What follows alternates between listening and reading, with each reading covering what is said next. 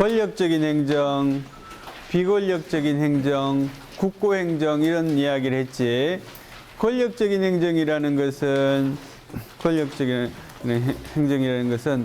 공권력 작용의 주체로서의 국가의 작용인 거지.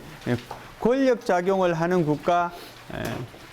그 다음에 비권력 행정은 관리 행정이라고도 말한다. 그래서 그것은 주로 재산권 주체로서의 국가를 말합니다. 국고행정은 사경제활동을 하는 국가라고 이야기했지, 그지? 또는 사경제활동 작용 그 자체를 말하기도 하고. 그래서 지난 시간에 한 것 중에 뭐 있는가 하면 형식적 국고활동 이런 거 있었어, 그지? 형식적 국고작용. 다른 말로는 행정사법, 행정사법, 그지? 행정사법이 아니고 행정사법 이렇게 읽어야 되겠지. 행정사법이라는 것은 그 활동의 내용은 행정의 활동인데 그 작용의 수단을 사법적인 수단을 활용한다 이렇게 하겠어, 그지? 그래요. 그래서 형식적인 국가활동은 크게 우리가 일상에서 접할 수 있는 형식적인 국가활동은 크게 두 가지입니다. 하나는 지난 시간 이야기한 물가 규제, 그지? 물가 규제를 위해서 국가는 물건을 많이 사기도 하고 또 적게 사기도 하고 뭐 가격 규제라는 것은 국가의 일방적인 행위잖아요, 그지? 일방적인 행위를 하지 않고 물건을 사모음으로써 이렇게 그 수급의 양을 조절해서 가격이 조절되게 한다는 거지, 그지? 두 번째는 있잖아, 공급 활동입니다. 전기나 수도나 가스나 아니면 운송하는 것도 공급 활동이거든. 근데 보통 형식적인 국고작용으로 들고 있는 예중이 있잖아. 전기나 가스나 수도를 공급하는 거, 또 물을 공급하는 거, 그 다음에 철도 운송을 하는 거, 뭐 이런 것들을 형식적인 국고작용이 예로 듭니다. 그지? 그 이유는 있지. 사실은, 사적인 주체에 의해서 그런 활동이 이루어질 수도 있는 거지. 그지? 그런데 국가에 의해서 강제로 계약을 맺는 경우가 있는 거지, 그지? 예를 들어서 우리가 전기를 공급받는 것은 한전에 의해서만 공급받을 수 있도록 돼 있는 거 아니야, 그지? 물론 자기가 자가 발전할 수도 있겠지만, 그래서 계약이 강제되는 측면이 있는 거지. 사법상의 계약이라는 것은 그 가액을 흥정할 수가 있잖아, 그지? 근데 이거 일방적으로 정해지는 거지, 그지? 근데 거기 보면 있잖아. 요런 거 돌발 퀴즈 있어. 39페이지 보면. 전기 사용 계약은 사법적 형식으로 이루어지는 계약이지만 행정법에 의한 강한 제약을 받으므로 공법상의 계약이다. 이렇게 OX 문제인데.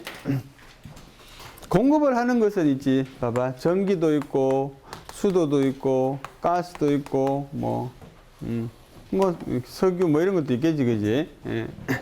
이런 것들이 행정 사법의 영역으로 이야기되는 이유는 뭘까 생각해 보자, 그지? 이런 것들은 있잖아. 어떤 특징을 갖는 것들입니까? 일상생활에 꼭 필요한 것들, 이런 특징을 갖는 거지, 그지? 국가는 국민들이 생활할 수 있도록 기반을 마련해 줄 의무가 있는 거지, 그지? 근데 있잖아, 재밌는 거는,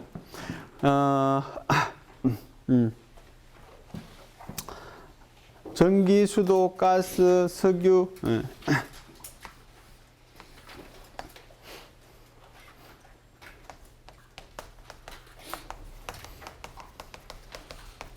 요것만 공법관계라고 말하고 있지.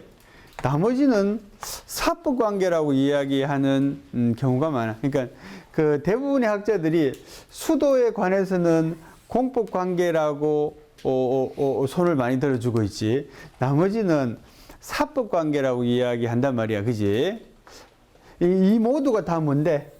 행정사법의 영역인데, 그지? 행정사법은 기본적으로는 사법관계이라는 거야, 그지? 행정사법은 사법관계니까 뭐에 적용을 받겠습니까? 민사법에 적용을 받을 거고, 그지? 그 다음에 분쟁이 일어나면 민사소송이 이루어지겠지, 그지? 우리 지난번에, 자, 이렇게 안 써줬나? 권력관계, 관리관계, 국고관계 이렇게 있으면 요 두 가지는 행정법 관계입니다. 행정법 관계이기 때문에 뭐가 적용이 되겠어? 행정소송이 적용이 되겠지. 그지? 나중에. 요거는 사법 관계이기 때문에 민사소송이 적용 대상이야. 그지? 예. 근데 있잖아. 어쨌든지 기본적으로 행정사법은 사법 관계에 의해서 규율된단 말이야. 근데 이게 언제나 반드시 그런 것만 아닙니다. 대체로 원칙적으로 그렇다는 거지, 그지? 그래. 내가 묻고 싶은 건 있잖아. 전기나 가스나 석유 같은 것은 대개 사법 관계라고 말하고 이 공급의 관계를 누가 국가나 지방자치단체에 공급하더라도, 그지? 물론 사적인 주체에서 공급되는 경우들도 있지, 그지? 석유나 요새 뭐 가스 같은 것들은, 그지? 사적인 주체에 의해서도 공급이 되지. 다만 뭡니까? 그걸 규율하기 위해서 어떤 공기업을 두고 있는 겁니까? 석유공사, 가스공사 뭐 이런 공기업을 두고 있는 거지, 그지? 자, 그러면 수도에 대해서는 왜 공법관계라고 말할까? 물론 수도에 대해서도 사법관계라고 말하는 사람도 있는데. 최학기? 네 얼굴이 눈에 들어왔어. 네 생각에는 왜 수도에 대해서는 다른 취급을 할까? 생각해 보는 게 중요한 거지, 그지? 법이라는 거는. 예, 그래요. 최학기는 지난 시간에 안 들어와서 잘 몰라. 그치? 영민이. 왜 다를 거야, 얘는, 수도는.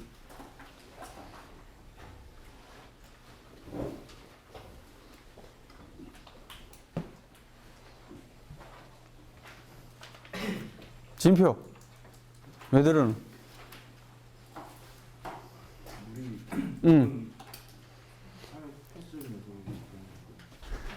물은 필수적인 요소, 얘는 그냥 선택적인 요소야. 그지? 그런 뉘앙스야, 그지? 그래요. 물이 그만큼 있잖아. 이 상수도의 공급은 인간의 생존에 반드시 필요한 거지. 그래서 더 엄한 규율을 받는다는 뜻입니다. 그지? 예. 얘네들은 뭐 없으면 다른 걸로 대체할 수 있잖아. 그지? 예. 그래, 그런 뜻이야. 자, 그 다음에 있잖아. 우리 오늘 뭐 배울 건가 하면, 통치행위라는 걸 배웁니다. 통치행위.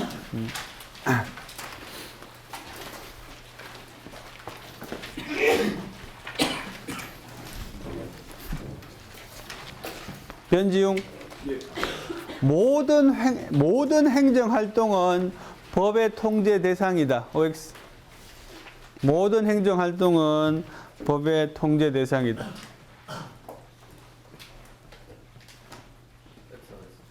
X 하겠습니까? 왜요? 예외가 있다고 네, 그래요. 그러면 원칙적으로 모든 행정활동은 법의 통제 대상이다.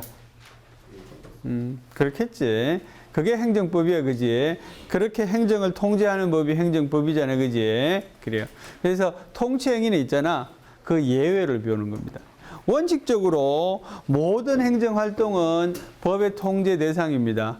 그거를 어려운 말로 우리는 뭐라고 표현하는가 하면 개괄주의다 이렇게 말합니다. 개괄주의라는 것은 칠판이 좁네. 개괄주의라는 것은 있잖아.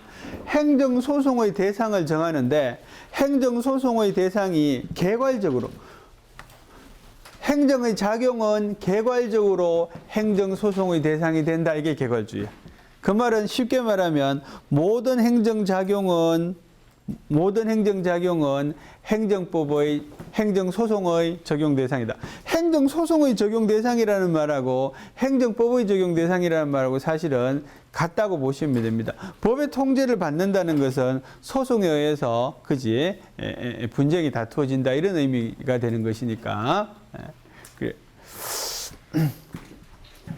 개괄주의에 상대하는 말은 뭔가 하면 열기주의입니다. 열기주의는 뭔가 하면 행정소송의 대상을 법에 미리 기록해 두는 겁니다. 이런 것들은 행정소송의 대상이야 라고 미리 정해 두는 것을 말하지, 그지? 예. 개괄주의하고 열기주의 둘 중에 법치주의 원리에 부합하는 것은 뭡니까? 정진이 뭐야? 개괄주의하고 열기주의 중에 법치주의 원리에 부합하는 것은 뭐야? 유경 뭐야? 개괄주의, 그지? 왜 개괄주의야, 종진아? 개괄주의는 모든 행정작용은 법의 적용을 받는다. 그지? 그러니까 그게 법치주의 아닙니까? 그지? 얘는 뭐야? 열교주의라는 것은 법의 적용을 받을 대상을 한정적으로 정하고 있다는 뜻이거든. 여기에 정해지지 않은 것은 법으로부터 자유롭다. 이런 뜻이거든. 그지?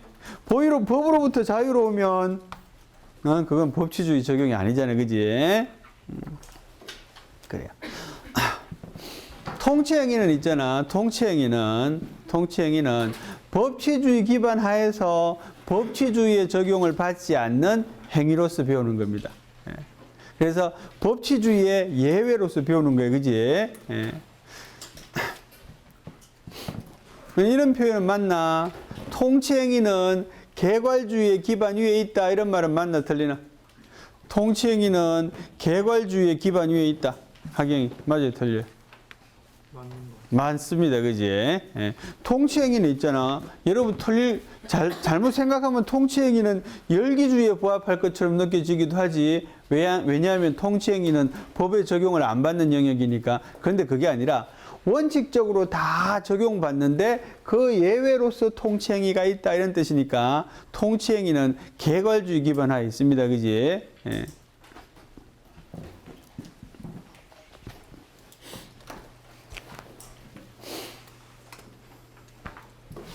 자, 통치행위는 이런 거야.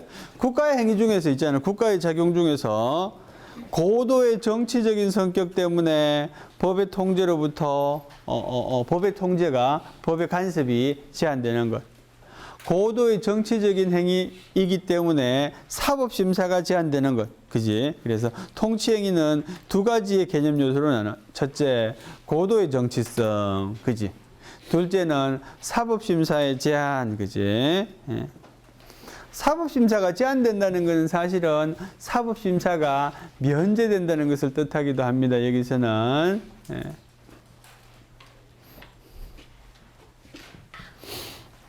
여러분 앞으로 요 뒤에 이제 배우게 되는 내용 중에서 있잖아.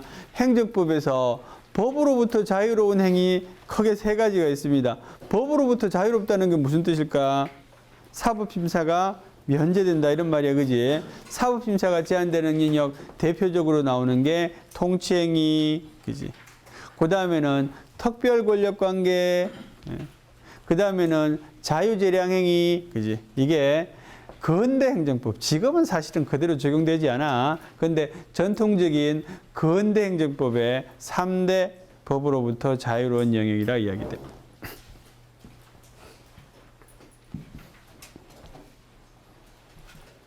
그럼 통치행위는 어떤 거냐, 그지? 예. 대통령이 장관을 임명하는 행위 통치행위야, 그지? 예.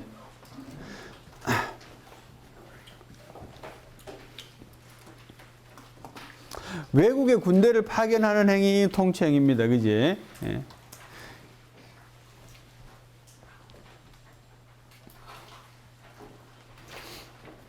대통령이 북한에다가 뭡니까?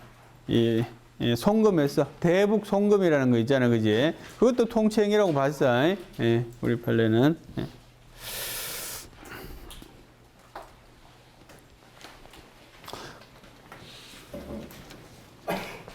그래서 통치행위는 있지. 통치행위는 헌법에 의해서 규정화된 그런 행위이기도 하지만 원칙적으로는 법 원리상 인정되는 행위입니다. 그래서 통치행위 이렇게 구분하기도 해.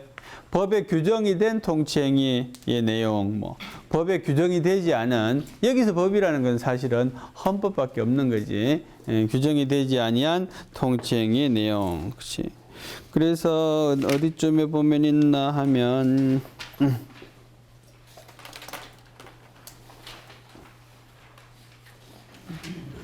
41페이지 보면은 국회에서 국회의원을 제명하거나 대통령이 국무위원을 임명하는 것, 그치? 이런 거는 법에 규정된 거잖아, 그치? 예. 47페이지에 보면은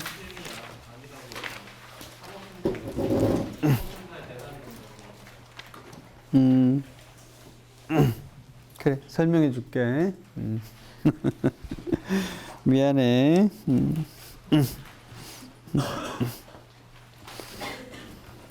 그래.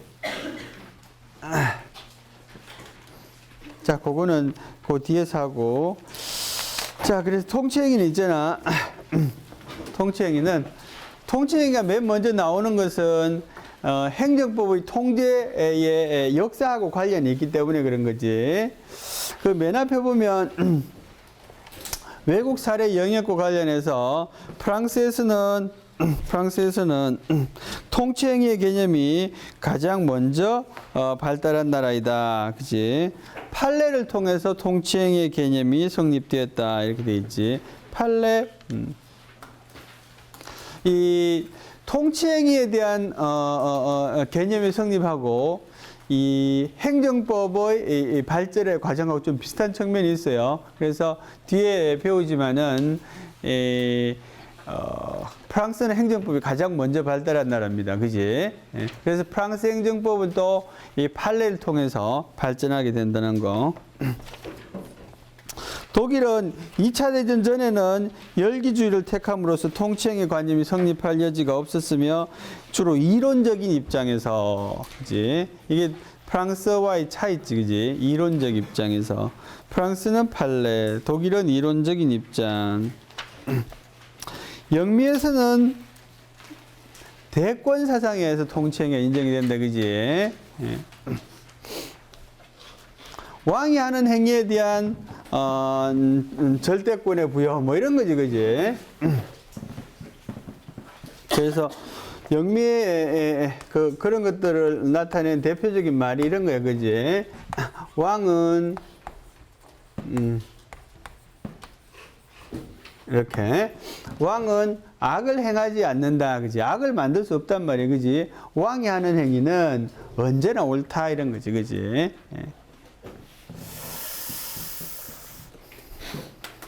그래.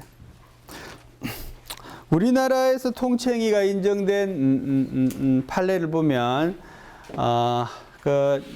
맨 처음에 나타난 판례가 바로 6.3 사태와 관련된 판례입니다. 예. 6.3 사태라고 들어봤어요?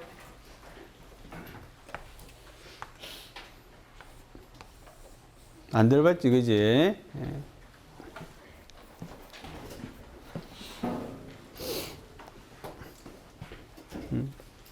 우리나라의 민주화는 대학생들이 희생하고 이렇게 맞물려서 발전한 측면이 있지, 그지? 이것도 그거하고 조금 관련이 됩니다, 그지? 예. 우리나라는 35년 동안 일제 밑에 있었기 때문에 일제하고는 적대적인 관계를 늘 유지했습니다. 그지? 그런데 가장 가까운 나라이기 때문에 사실은 국교를 서로 맺어서 도와주면 서로 많이 도울 수 있는 그런 나라이기도 하지. 예.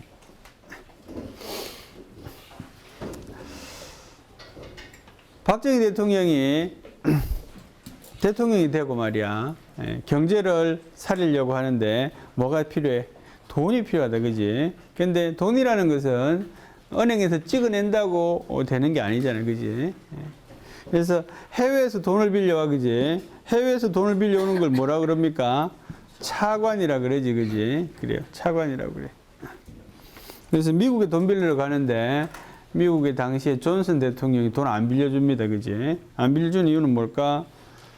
쿠데타로 대통령이 됐기 때문에 정당하지 않은 정권이다 이렇게 본 거지, 그지? 유럽 가도 안 빌려줘, 그지? 돈 안 빌려주니까 누구 보냅니까? 광부도 보내고 이제 간호사도 보내고 뭐 그런 거지. 일본에 가서 돈을 빌리는데 돈을 빌려주려고 그래, 그지? 근데 조건이 뭐야? 일본은 국교를 트자 이런 게 그게 조건이야. 국교를 트는 조건으로 돈을 빌려주기로 합니다. 5억 불을 빌려주기로 합니다, 그지?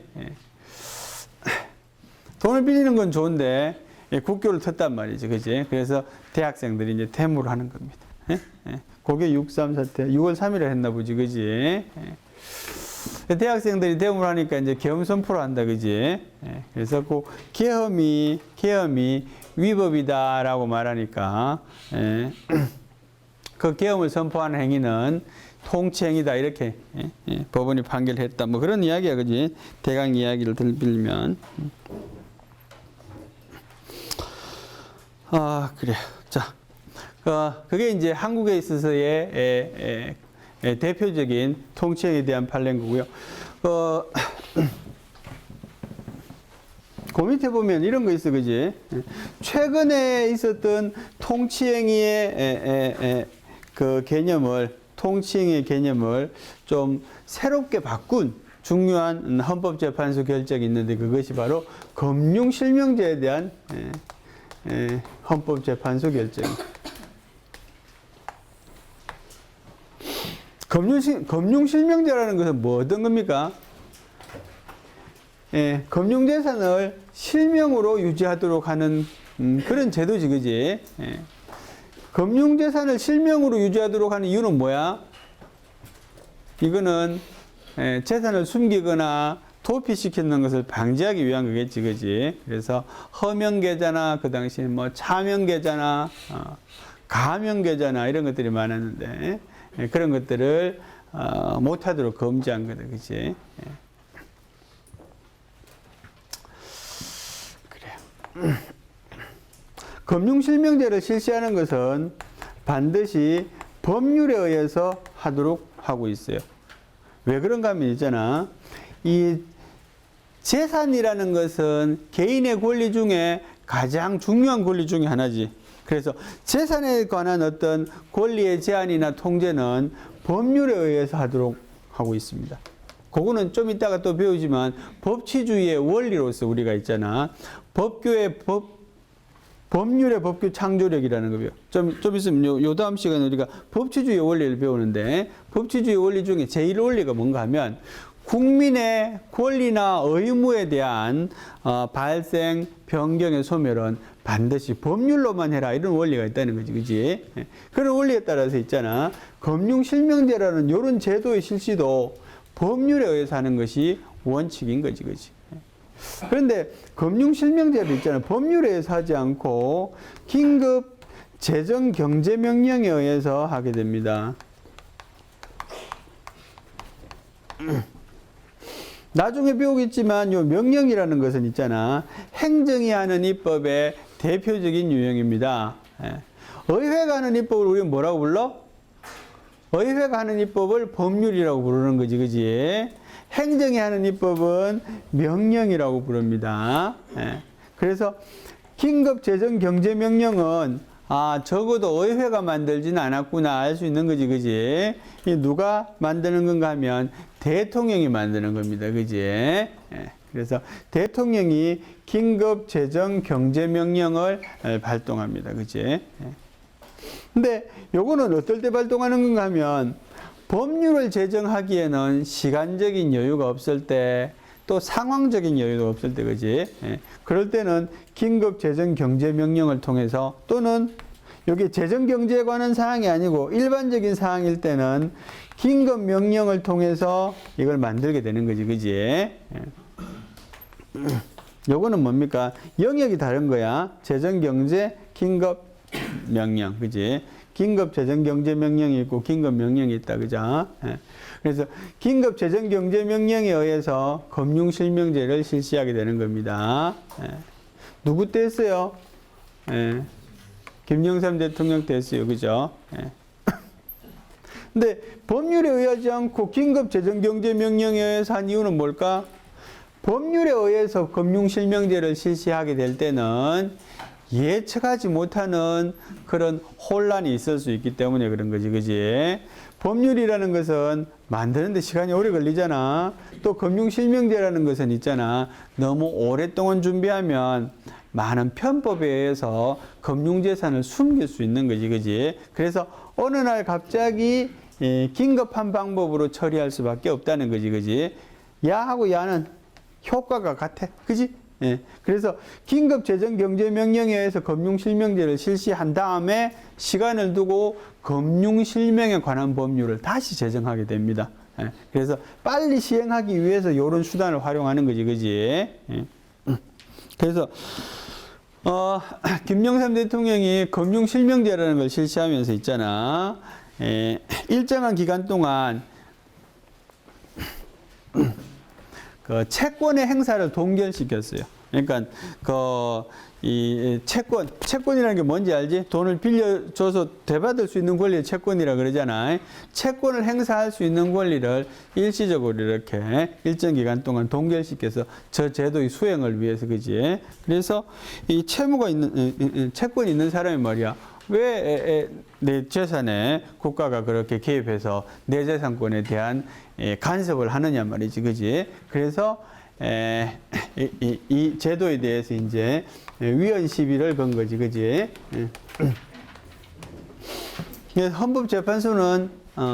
헌법재판소는 요 제도에 대한 위헌 시비에 대한 판단을 하게 되는데 중요한 내용이 이런 거지.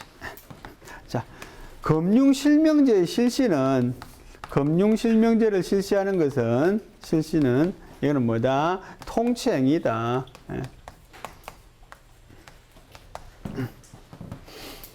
여기까지는 좋은데, 그지? 금융실명제를 실시하는 것은 통치행위다. 그러나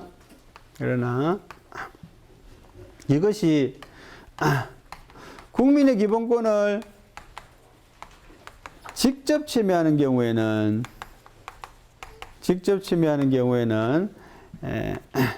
헌법심판의 대상이 된다. 이렇게 이야기했어요.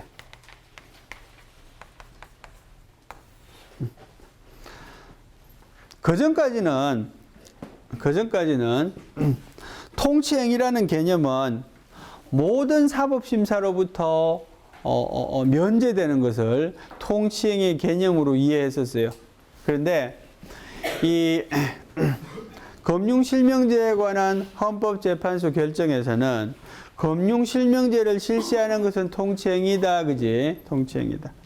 그런데 그것이 국민의 기본권을 직접 침해한다면 헌법심판의 대상은 된다, 이렇게 얘기했단 말이지, 그지? 그래서 이 결정이 나오고 나서는 통치행위에 대한 관념이 조금 변경이 되었다는 거지. 그전에 사법심사로부터의 제한이라는 것이, 사법심사로부터의 면제라는 것이 모든 사법심사로부터의 면제가 아니라 헌법심판이 아닌 대법원을 중심으로 하는 사법심사로부터 면제되는 것만 의미하는 것이냐, 아니면 모든 사법심사를 여전히 면제하는 것이냐, 그지? 그래서 여기에 대해서는 사실은 의견이 분분합니다. 왜냐하면 통치행위이다라고 말했지만 실제로는 통치행위를 부정한 것 아니냐, 이런 견해도 있고요. 통치행위를 부정했다는 견해, 이런 견해도 있고요. 그 다음에 최근에 나온 게 상대적 통치행위론, 절대적 통치행위론, 뭐 이런 개념도 등장하고요. 절대적 통치행위론이라는 것은 모든 사법심사로부터 면제되는 것을 말하고, 상대적 통치행위론이라는 것은 대법원을 기준으로 하는 그런 사법심사, 헌법심판을 제외한 그것으로부터만 면제되는 것이다. 그지? 그런 영역의 것만 의미한다, 그지? 상대적 통치, 요거는 상대적 통치행위에 해당된다, 이런 말이지, 그지? 네, 정작 알아야 되는 건 있잖아, 그지? 정작 알아야 되는 것은 요 결정의 등장으로 인해서, 이 결정의 등장으로 인해서 통치행위의 개념은 더 어떻게 됐단 말입니까? 축소될 수밖에 없는 거지, 그지? 통치행위를 더 엄격하게 인정하려고 하고, 그지? 통치행위의 개념이 이렇게 축소되는 경향이 있다는 것을 말해주는 거지, 그지? 자, 46페이지 보시면 헌법의 명문으로 사법심사를 제한하고 있는 경우 국회의원의 자격심사, 뭐 징계, 제명처분에 대한 법원에 제소를 할 수 없다고 규정하고 있는 것, 뭐 학설상 인정되는 것, 했지. 그 다음에 돌발 퀴즈 1번. 통치행위는 법치주의를 전제로 하는 개념이다. 맞는 말이야, 그지? 예. 법치주의를 전제로 하는 개념인데 법치주의의 예외인 거지, 그지? 예. 그래서 법치주의에 반하는 건 아니야. 법치주의를 인정하면서도 수용할 수밖에 없는 관념이다, 그지? 통치행위는 그렇게 이해해야 된다는 거지.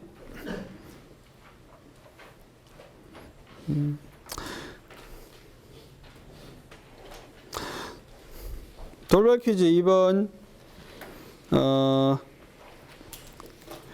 5를 보면 남북 정상회담은 고도의 정치적인 성격을 띤 통치행위. 예. 이 대북 송금이라는 것이 사실은 그 궁극적인 목적은 남북 정상회담을 하기 위한 것이었다, 그지? 그래서 정상회담을 하는 것은 통치행위의 내용이기 때문에 가타부타 말할 수 없다 이런 말이야, 그지? 예.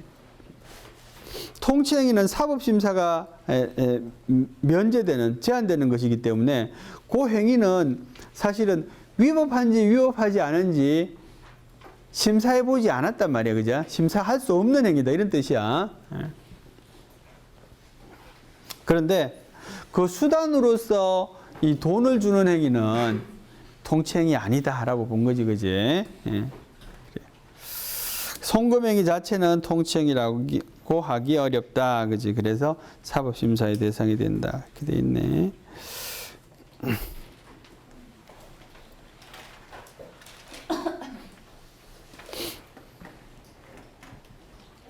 통치행위와 국가배상이나 손실보상의 문제. 자, 좀 기본적인 개념부터 할게. 행정법을 공부하다 보면 배상이라는 표현도 나오고 보상이라는 표현도 나오는데 한자를 한번 써볼까?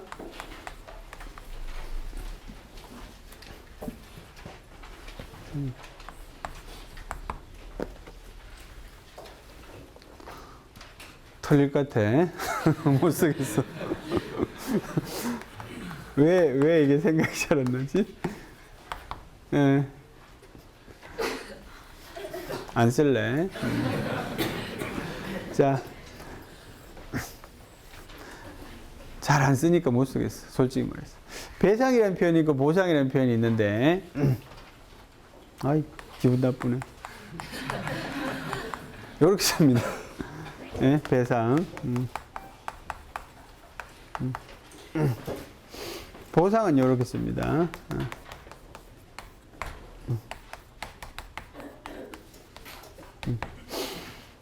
자, 요 두 가지 개념은 사실은 완전히 다른 개념입니다. 이 배상이라는 것은 있잖아. 불법행위 책임을 전제로 하는 개념이야. 불법행위 책임. 불법행위 책임이라는 것은 뭔가 잘못해서 거기에 대한 금전적인, 그지? 복구를 하는 거지, 그지? 예. 내가 친구를 때렸어. 친구를 때리면 치료비가 나오잖아, 그죠? 예. 그거 물려줘야 되잖아. 또 뭐 위자료도 나오겠지, 그지? 보상이라는 건 있잖아. 보상이라는 것은 불법행위 책임을 전제로 하지는 않습니다. 요거는 사실은 아주 넓은 의미로 쓰입니다. 예. 어떻게 보면 얘는 배상은 보상에 포함될 수도 있습니다. 그렇게 그렇게 쓰기도 해요. 용어법을. 근데 보상은 어쨌든지 불법행위 책임을 전제로 하지는 않아, 그지? 예. 네, 그래서 행정법에서는 사실은 이 손해배상하고 손실보상 이 두 가지의 어떤 보상 체계가 있는데 손해는 언제나 배상하고 어울립니다. 손해라는 것은 있잖아. 불법행위에 의한 피해를 손해라고 그러는 거예요. 그래서 손해보상이라는 표현은 없어. 그건 잘못된 표현이야. 손해는 언제나 배상이고요. 손실보상은 요거는 적법한 침해에 의한 전보, 적법한 침해에 의한 금전적인 회복을 말하는 거예요. 그지? 그래서 손실보상 이렇게 말하는데 요때의 보상은 물론 요런 보자를 씁니다. 보자 중에 이런 보상도 있어. 요런 보자. 요건 뭐야? 은혜를 갚는다 그럴 때 갚을 보자. 갚을보.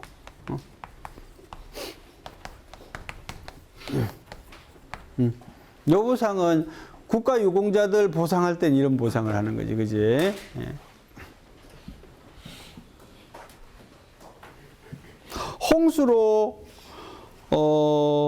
홍수로 있지. 예, 재해를 입었어. 재해 보상은 요런 보자를 쓰면 되겠지, 그지? 예. 어쨌든지 그래서 이 보상은 사실은 딱히 하나의 개념 범주로 말하기는 조금 어렵다, 그지? 예. 분명히 알아야 되는 것은 배상은 불법행위 책임을 전제로 하는 거다, 그죠? 예. 그래서 배상이 전제가 되기 위해서 뭐가 있어야 돼요? 위법성이 있어야 돼요. 위법성, 그지? 예. 자, 그래서 배경 지식은 이야기했어. 통치행위와 국가배상과의 관계.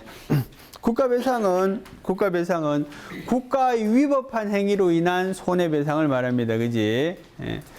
국가배상은 다른 말로는 행정상 손해배상 이렇게 표현하기도 합니다. 행정상 손해배상. 그래서 국가나 지방자치단체가 행정활동으로 인한 위법한 행정활동으로 인한 손해를 배상해 주는 것을 국가배상이라고 그래, 그지? 묻고 싶은 거는 뭐예요? 통치행위로 인해서 피해를 입은 자는 국가배상에 의해서 배상을 받을 수 있는가? 이런 이야기야, 그지? 그냥 자유롭게 생각해 보자. 동환이, 방학 때 잘 지냈어? 그래요. 통치행위로 인해서 입은 피해는 국가배상에 의해서 배상을 받을 수 있을까? 있을 것 같습니다. 그지? 그래요. 이유는,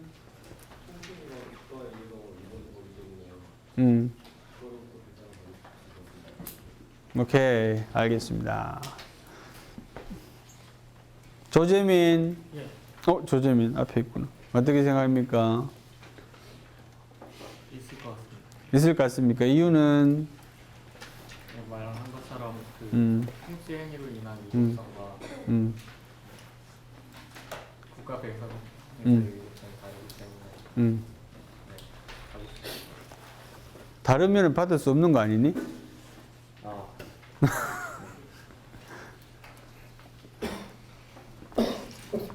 최준호. 네. 최준호 어디 있습니까? 누가 최준호야?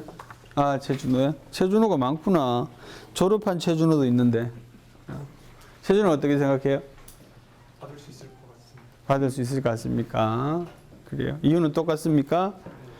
그래요. 소영이. 아니, 그래, 받을 수 없다는 사람은 없나?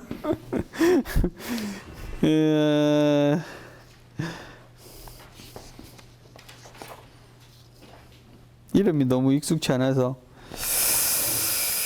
그래요. 우리 저기 아까 질문한 머리 깎은 학생은 어떻게 생각하노? 예, 그래. 이름이 뭐니? 이름을 불러고.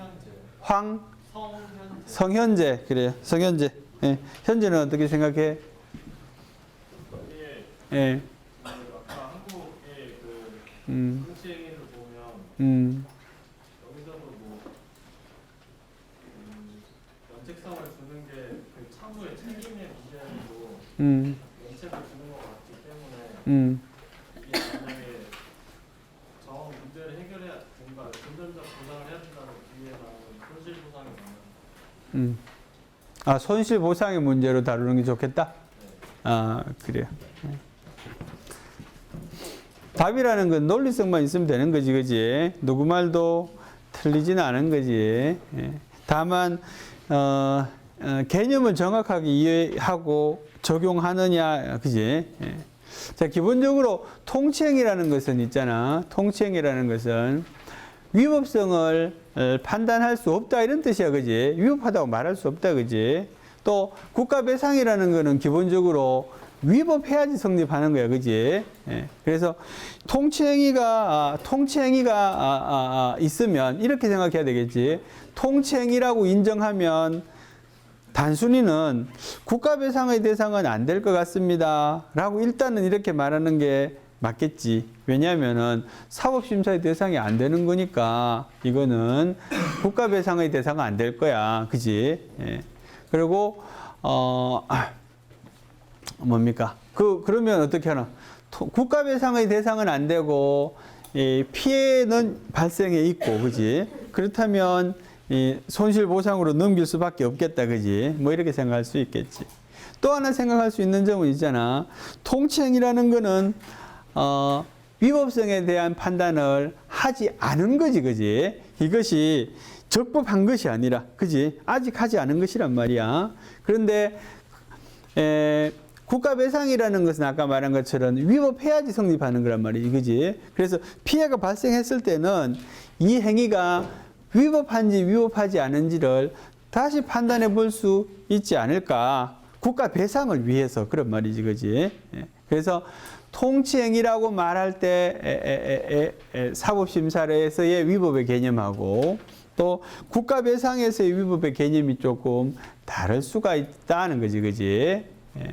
사법심사의 대상으로서의 위법의 개념은 주로 유무효율 개념입니다. 아까 우리 학생이 말한 것처럼 이 책임의 문제를 전제로 한 그런 유무효율, 효력이 있다 없다, 그죠? 그 행위가. 그래요. 그 다음에 국가배상에서의 위법 개념은 책임을 지우기 위한 그런 개념이기 때문에 좀 다르다. 그치? 뭐 하여튼 그런 이야기를 적어놓고 있어. 요 문제는 있잖아. 우리가 구제법 부분에서 다시 자세하게 다룹니다. 자, 그래서 통치행위에 대해서는 중요한 뭡니까? 개념이 그 고도의 정치성, 그리고 그런 행위에 대해서 사법심사로의 제한, 그리고 몇 가지의 예, 뭐 이런 기억하면 되겠지.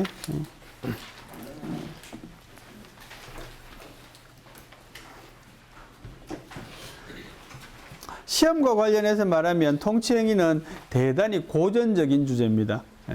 그러니까 적어도 한 50하국 정도 때는 중요하게 다뤘던 그런 문제.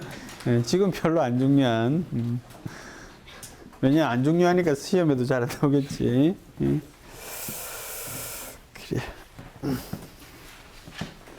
그 통치행위에 대한 뭐 학설들 있잖아, 그지? 뭐 자유재량설, 뭐 사법부 자제설, 뭐 그런 몇 가지 있지.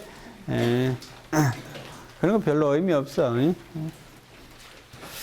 자, 그 다음에 할 거는 행정법의 성립이라는 주제야, 그지?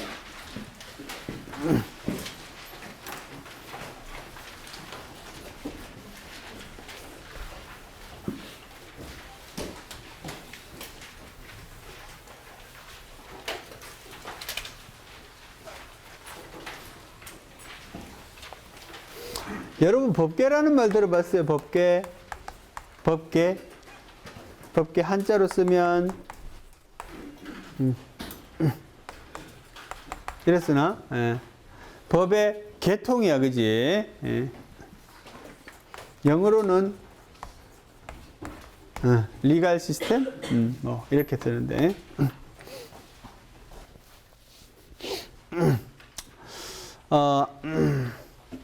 법계에는 크게 두 가지가 있다, 그죠? 대륙법계하고 영미법계가 있어, 그지?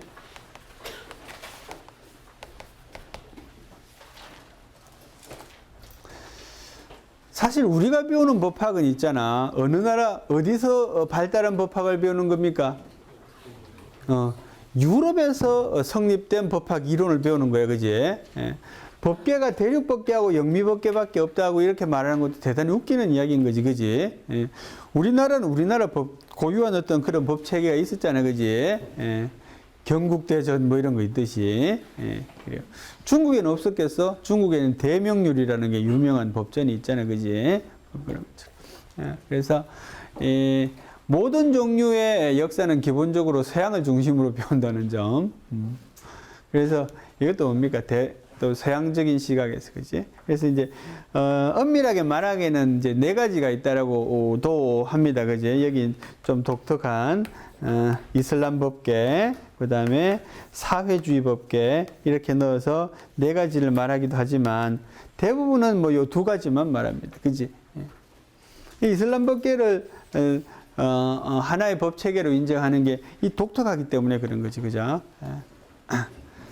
이 요새 이 아들 보면 알잖아, 그죠? 이 사람들, 그지? 이 사람들은 뭡니까? 이단자들, 종교 믿지 않는 사람들은 막 죽이고 그러잖아, 그지? 뭐 좀 독특하단 말이지, 그지?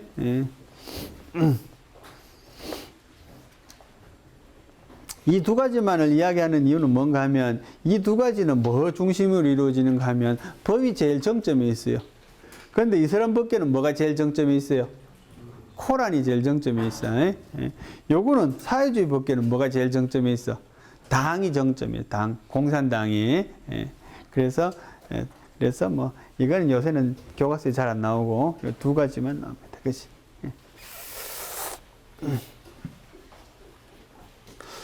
고대 국가 중에 법이 제일 발달한 나라가 어디야? 로마라는 나라예요, 그죠? 로마. 이 로마는 대단히 유명한, 그지? 로마는 세계를 세 번이나 정복한, 그지? 뭐에 의해서 정복합니까? 첫째, 무력에 의해서 정복합니다, 그지? 둘째는 뭐에서 정복합니까? 법에 의해서 정복합니다, 그지? 셋째는 뭐에서 정복합니까? 종교에 의해서. 그리스도교를 세계에 전파시킨. 그래서 로마는 세계를 세 번 정복했다, 이렇게 말하잖아, 그지? 여러분 나중에 형법 같은 걸 배우면 예링이라는 사람 나오는데 그 사람이 말했다는 잘 몰라. 어쨌든 이제 이 대륙법계, 영미법계, 그죠? 사실은 둘 다 어디 있어요? 둘 다 어디야? 둘 다 유럽이야, 그냥. 저들끼리 다 해먹는다 이거지, 그지? 그래서 대륙은 어디를 말해? 프랑스하고 독일을 말하는 거야, 그지? 그래서 요거는 뭡니까? 대륙에서 떨어져 있는 유럽, 대륙인 유럽, 이렇게 두 가지를 이야기하는 거지, 그지? 근데 이제 조금 성격이 달라요.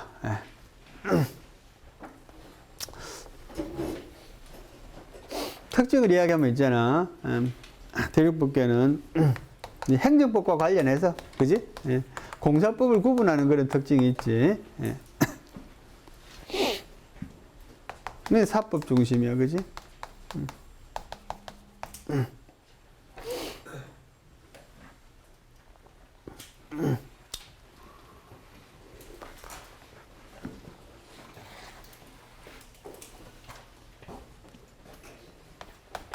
여기 성문법이 많이 발달해, 그지? 여기는 불문법.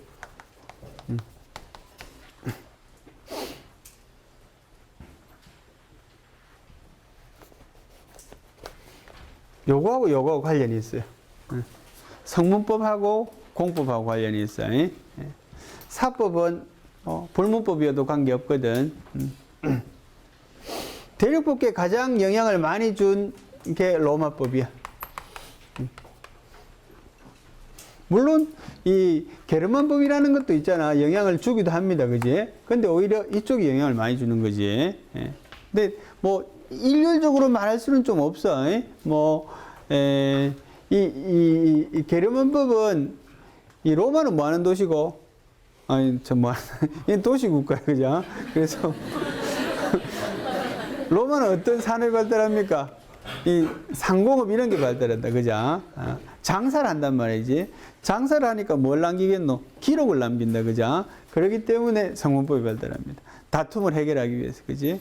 이건 뭐 하는, 농업을 주로 하는 거야, 그지? 농업을 하기 때문에 뭐가 많이 발달하는가 하면은 물과 관련되는 게 많이 발달해. 물에 의해서 농사 짓는 어떤 좀 달라질 수 있거든. 그래서 관서법이 발달하고 뭐, 그지? 관서법은 또 불문법이지, 그지? 뭐 하여튼 그런 좀 관계가 좀 있어.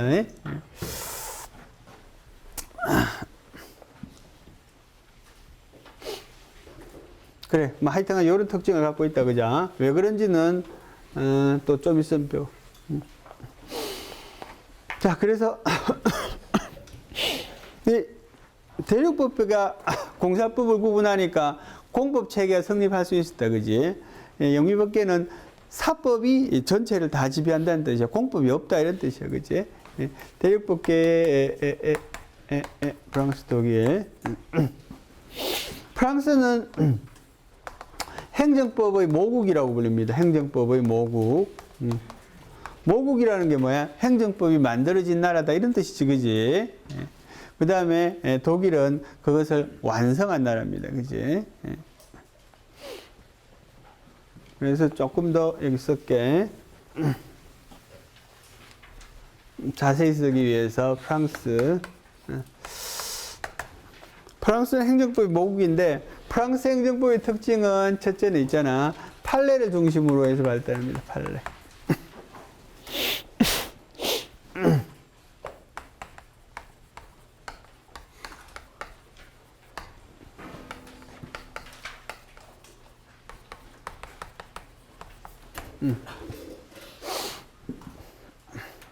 자, 프랑스 행정법의 성립과 관련해서는 요 세 가지가 중요한 키워드입니다. 판례 중심, 공영무 이론, 블랑크 사건이 서로 연관성이 있는 겁니다.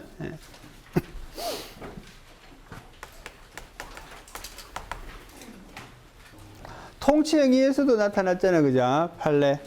독일은 뭐를 좋아해? 이론을 좋아하는 나라야, 독일은. 그래서 여기는 재정법 중심입니다. 재정법이라는 것은 법에 의해서 만들어진다는 거지, 그지? 독일법의 특징이 이렇게 밑에서 위로 올라오는 거라면, 프랑스 행정법의 특징이 위에서 자생되어서 올라오는 것이라면, 독일은 위에서 밑으로 내려오는 겁니다. 지도에 의한 행정법이지, 그죠? 자생적인 거, 이건 지도에 의한 거, 그런 뜻이야, 그지?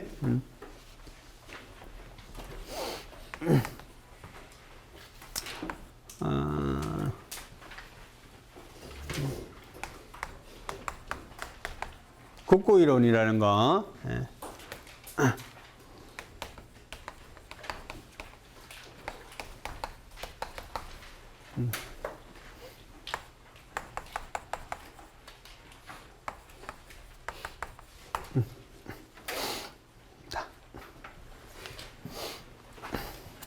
하나씩 설명하면 있잖아.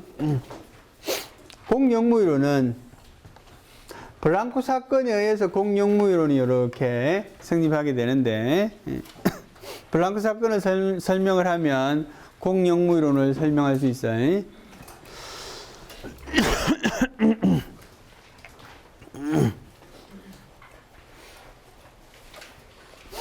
블랑코라는 소년이 있었대. 이 소년 있잖아.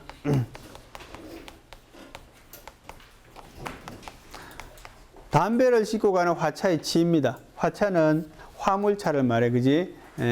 담배 마차에 실린, 담배 마차와 충돌을 하는 거예요, 그지? 그래서 다치게 됩니다, 그지? 그래서 블랑코 아버지가 손해배상을 청구하게 됩니다. 어디다가 청구했겠어요? 민사법원에다가 청구했겠지. 그랬더니 민사법원에서는 담배를 유통하던 중에 생긴 사유이기 때문에 이거는 행정법원의 관할입니다 라고 이렇게 행정법원으로 이송을 하는 것입니다. 그지? 이게 블랑코 사건이야. 블랑코가 치었다. 그래서 손해배상 청구했는데 민사법원에다가 행정법원으로 이송했다. 그지? 이거는 뭡니까? 민사 관계라고 봤던 것을 행정법 관계로 본 것 아니냐 이런 거지, 그지?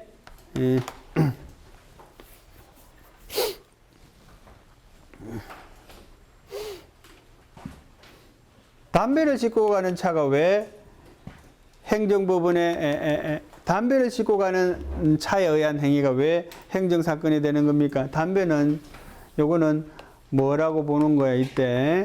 전매 물건이라서 그렇겠지. 그래. 전매가 뭔지 알죠? 전매가 뭔지 알지? 그래. 우리나라는 지금 전매 물건이 뭐가 있어요?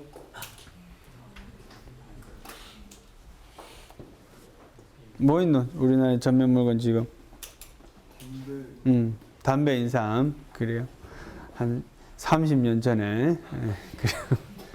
지금은 뭐 있어요?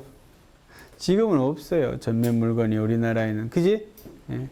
담배는 외국 담배, 전매할 때는 외국 담배를 못 피우도록 하지, 그지? 예. 그래서, 해외여행을 갔다 오는 사람들만, 그지? 예. 그래서 양담배라고 그래, 양담배. 옛날에는 있잖아, 뭐하고 뭐가 전매 물건이었어요? 담배하고 홍삼이 전매 물건이었지, 그지? 그게 지금도 남아있잖아, 그 회사가, 그지? 그래서 그 역할을 하긴 하지만 지금 어쨌든지 전매할 때 전자는 무슨 전자 쓰게? 오로지 전자야, 그죠? 오로지 국가만이 판매할 수 있는 물건, 그지?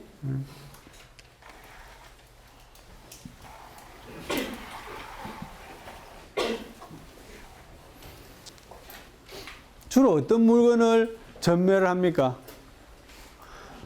주로 어떤 물건을? 우리 역사를 보면 있잖아. 일상생활에 꼭 필요한 거. 그지? 꼭 필요한 거. 그런데 흔치 않은 거를 전매를 많이 했고요. 두 번째는 담배 이런 것처럼 좀 관리가 많이 필요한 거. 그지? 일상생활에 꼭 필요한데 양이 적은 거로는 어떤 게 있는가 하면은 소금, 그 다음에 철 이런 게 있어요. 그래서 우리 역사를 쭉 보면 소금이나 철을 전매한 경우가 많아요. 중국 역사도 마찬가지. 그 다음에 이제 담배나 홍삼 이런 거. 담배는 이제 관리가 꼭 필요한 거고요. 홍삼 뭐 모르겠어. 뭐 그런 가치가 있는 거라서 또 귀해서 그런가? 잘은 모르겠네. 그래요. 그래서 있잖아. 공용무이론은 이거야. 공적인 역할을 수행하는 것이라면, 그지? 공적인 역할을 수행하는 것이라면, 행정법의 적용 대상이라는 것이, 그지? 얘가 사법의 적용 대상이라고 여겨졌는 것인데도, 공적인 역무를 수행하는 것이라면, 다시, 사법 활동이라도, 이렇게 하면 되겠네. 사법 활동이라도 공적인 역무를 수행하는 것이라면, 공적인 역무는 영어로는 퍼블릭 서비스라고 써. 공적인 역무를 수행하는 것이라면 행정법의 적용 영역이다. 그지? 우리 어저께 관리행정은 다른 말로 무슨 행정이라 그랬어? 권력행정은 본래적 행정, 관리행정은 전례적 행정, 그자? 민사관계에서 행정관계로 전례 넘어왔다는 뜻이거든. 그 전례적 관리행정 영역이 공용무론 다시 말하면 관리행정의 관리작용의 이게 뭡니까? 행정법으로의 편입을 말하는 거야. 공용무이론은 한마디로 말하면 있잖아. 관리작용이 행정법으로 편입된 거. 그전에는 뭐로 봤다고? 사법작용으로 봤단 말이지. 그치?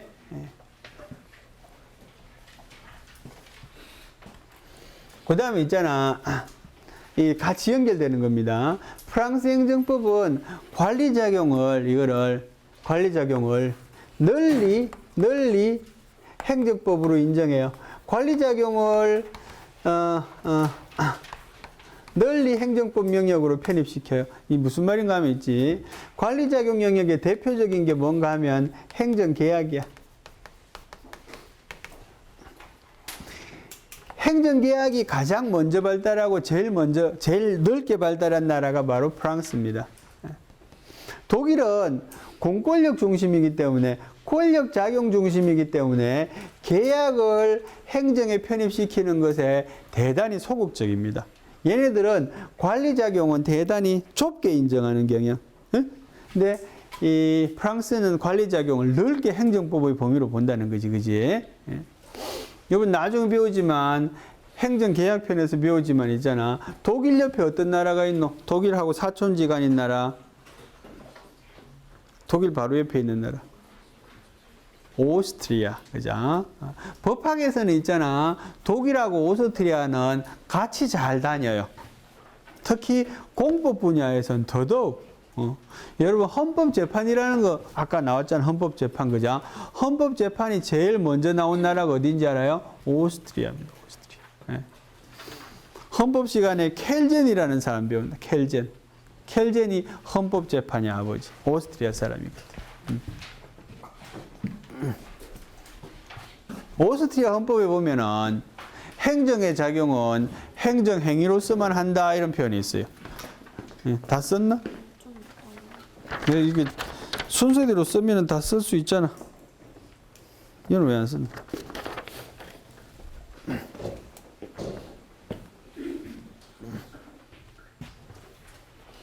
그래 어쨌든지 독일에서는 있잖아 재정법 중심이니까 이 국가에 의해서 행정법이 지도적으로 이루어진다 그죠? 이거는 자생적으로 이루어진다는 뜻이고요. 독일은 다 그래. 독일은 산업혁명도 국가 중심, 국가 지도적으로 이루어지. 국고이론이라는 거는 있잖아. 국고이론이라는 것은 국고는 뭐라 그랬지 아까 전에? 사경제 활동으로서의 국가를 국고라 그랬잖아, 그지? 국고이론은 다른 말로는 국고학설이라고도 하는데, 예.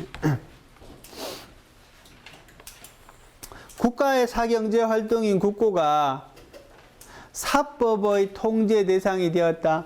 국고가 사법의 적용을 받게 되었다라는 것이 바로 국고이론이야. 그 이전에는 어땠단 말이야? 국가 행위에 대해서는 아무런 통제가 없었다는 거지, 그지? 사법인 행위에도 국가는 법의 통제를 받지 않았다는 뜻이고요. 그 다음에 국가가 법의 통제를 받는 시기를 보면 맨 처음엔 자유롭다. 아무것도 통제 안 받아, 그죠? 그 다음에는 사법의 적용을 받습니다. 그 다음에는 공법의 적용을 받습니다. 이런 단계로 발달해 오는 거지, 그지? 예.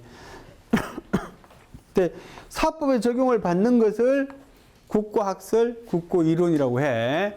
국가의 사경제 활동은 법의 통제를 받아야 된다는 것이 바로 국고활동, 국고이론, 국고학설이야, 그지? 그러면 국가의 사경제 활동은 행정법의 적용 영역이 아니고 사법의 적용 영역이라고 그랬잖아. 그런데 이게 무슨 행정법의 성립과 관련이 있습니까? 이 말은 행정활동이 있잖아. 행정활동이 법의 통제가 시작이 되었다라는 점에서 의미가 있다는 거지, 그지? 공법은 아니지만, 행정법은 아니지만, 국가의 활동에 대해서 법의 통제를 받기 시작했다, 그지? 그래서 행정법의 출발점이다라는 거지, 그지? 그래서 대륙법계는 이렇다, 그죠?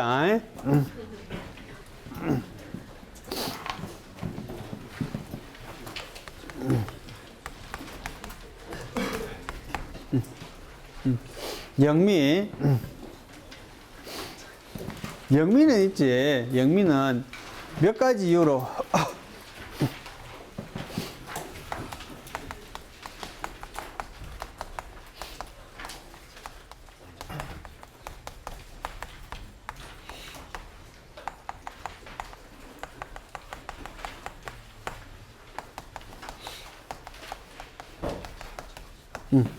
사실 얘하고 얘는 같은 말인데, 예. 법 앞에서 모든 개체는 평등하다는 법관념이 존재했다 그래. 국가도 우월하게 볼 필요가 없다, 그지?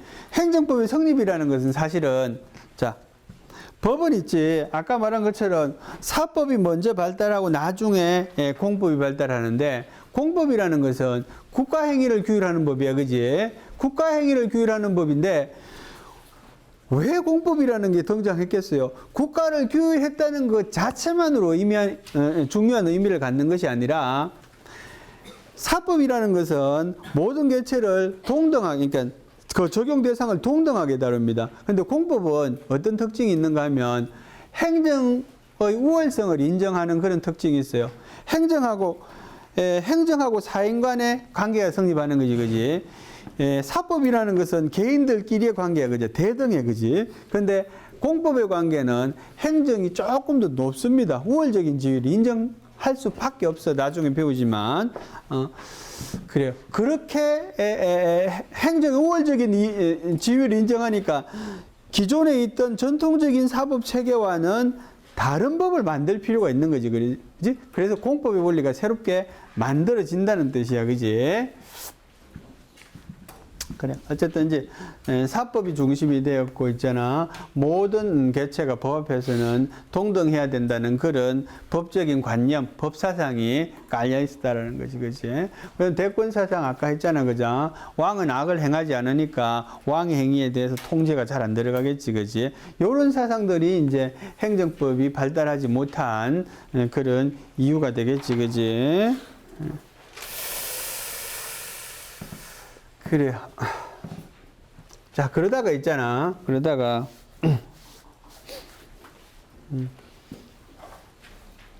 그래, 참고로 있잖아. 우리나라의 행정법을, 행정법 교수님은 한 몇 분 있겠노? 한 행정법 교수님은 한 100분? 100사람? 행정법을 공부하는 사람은 한 300명?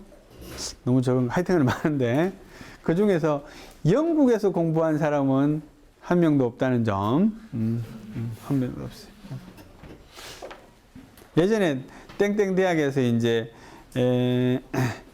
헌법 교수님을 뽑는데, 영국에서 공부하신 분을 뽑았어. 그러니까 농담으로 헌법도 없는 나라에서 헌법 공부하신 분을 뽑았네. 그지? 영국은 헌법이 없지. 그렇지만 헌법이 그자 헌법의 정신을 배우는 거지, 그지? 그런 게. 영국 같은 나라를 불문헌법 국가라고 그러잖아, 그지? 그래.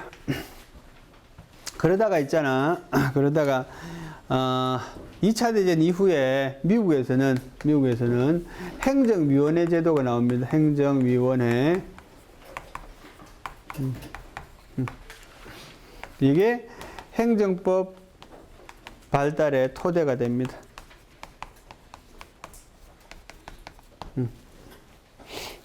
행정위원회 제도.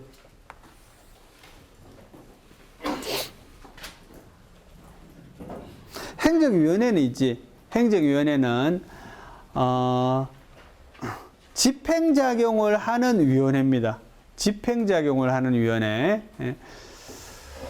어떤 게 행정위원회인가 하면 노동위원회, 뭐 토지수용위원회, 의문사 진상규명위원회, 광주민주화 보상위원회, 뭐 일제강점기 뭐 노역자 뭐 보상위원회 뭐 이런 것도 있지, 그지? 요 행정위원회는 말 그대로 아까 전에 행정기관으로서 행정청으로서의 역할을 하는 위원회를 말해. 행정청으로서 역할을 해야 돼, 그지? 요거는 집행작용을 한다, 그죠?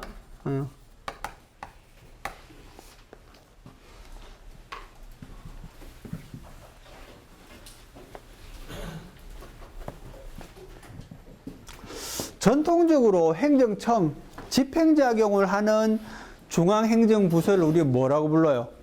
집행작용을 하는 중앙행정부서를 뭐라고 불러? 어렵게 물어봐서 그렇지. 쉬운데, 그지? 뭐라 그래? 부처라 그래, 부처. 부처. 땡땡부, 땡땡처. 그지?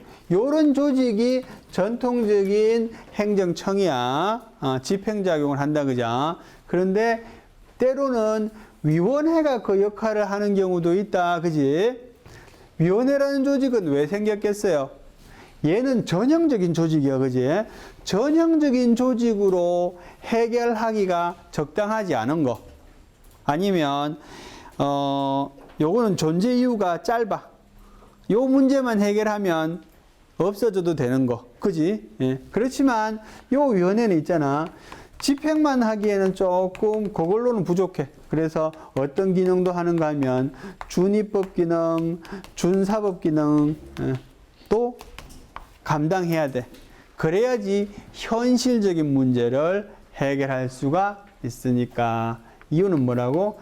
현실적인 문제. 현실적인 문제. 예. 이게 영속적인 것이라면 얘는 현실적이고 다소 일시적인 거, 그죠?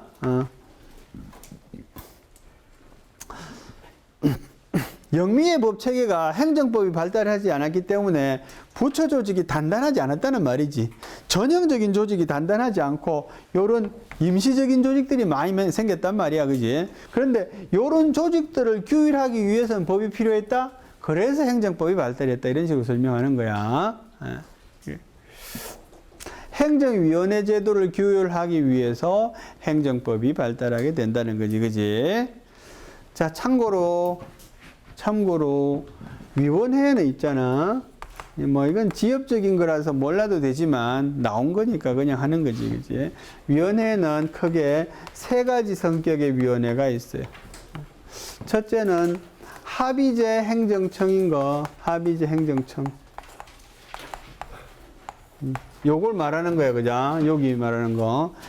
행정학과 학생들은 행정학 시간에 독립규제위원이라는 거 배우고, 독립규제위원회. 요거 똑같은 겁니다.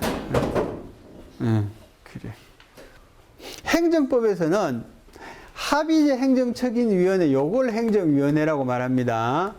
그런데 학문마다 조금 쓰는 개념 범위가 달라. 행정학과 학생들 책을 보니까 행정위원회라 그래서 이 세 가지를 다 말하기도 하더라. 근데 행정법에서는 행정위원회는 합의제 행정청인위원회만을 말합니다. 행정청은 뭘 한다 그래서? 집행기능을 한다 그랬지, 그죠? 합의제라는 거는 위원회니까 합의제가 되는 거야. 합의제 반대말은 뭐야? 독임제라 그래. 지 혼자 결정하는 거. 부처는 독임제잖아. 장관이 혼자 하잖아. 합의제. 그래서 예컨대 아까 말한 것처럼 무슨 노동위원회. 노동위원회 뭐 있어요? 지방노동위원회, 중앙노동위원회 이런 거 있다, 그죠? 토지수용위원회. 뭐 공정거래위원회도 사실은 여기에 속해요. 근데 공정거래위원회 같은 거는 뭡니까, 사실은? 위원회라는 이름만 붙어 있을 뿐이지 실제로는 부처 조직이랑 똑같은 거지, 그지? 예. 얘는 이름만, 위원회는 아까 말한 것처럼 현재의 눈앞에 있는 그런 현실적인 문제를 해결하기 위한 조직이거든. 근데 이거는 완전히 상설화된 그런, 그지? 공정거래위원회에서 어떤 역할을 하는지 알지? 뭐 하는 데고, 여기는? 뭐 하는 데입니까, 여기는? 독점 규제. 독점 규제가 대표적인 역할이야, 여기는. 뭐 하여튼 아까 말한 땡땡땡 위원회, 그죠? 그 다음에 의결기관, 의결만 하는 위원회가 있어. 의결기관인 위원회, 자문기관인 위원회, 이렇게 세 가지가 있어. 의결기관인 위원회 두 가지만 알면 돼. 징계위원회 하는 거 있어. 징계위원회. 이거는 독립적인 행정기관이라기보다는 있잖아. 뭡니까? 저거. 행정기관 안에 있는 무슨 뭐 어떤 부 안에 있는 경찰위원회는 행정기관입니다. 경찰위원회. 경찰청 안에 있지. 하긴 똑같네, 뭐. 자문기관은 말 그대로 자문하는 기관. 자문.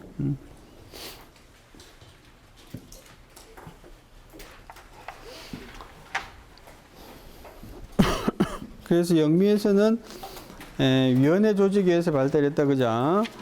그래요. 다시 정리할게. 다음 시간에. 여기까지 합니다. 수업 끝. 수고했습니다.